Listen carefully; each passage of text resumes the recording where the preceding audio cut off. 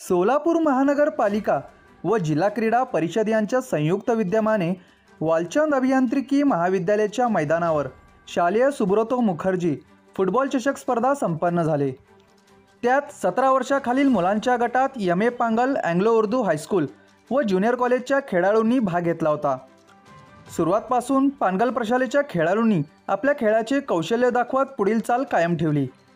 व्ही.एस. Mehta प्रशालेस 4-0, modern high school 6-0, Suresh प्रशाला 7-0 अशा फरकाने सामना जिंकून अंतिम सामन्यात प्रवेश केला।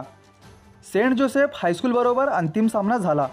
त्यात पेनल्टी शूटआउटमध्ये पांगलने 4-2 ने अंतिम सामना जिंकला व आपली दावेदारी कायम ठेवली।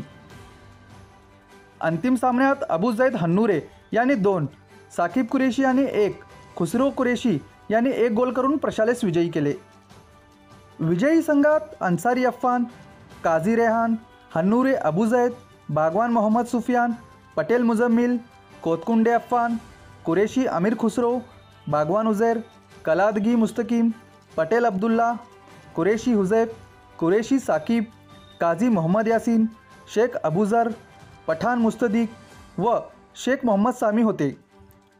विजयी संघास प्राचार्य डॉक्टर हारून रशीद बागवान, उपमुख्याध्यापिका डॉक्टर सुरैया परवीन जहागीरदार, निकहत नलामंदू, शिक्षक, शिक्षकेतर कर्मचारी, पालक आदीने विजयी संघाचे अभिनंदन केले।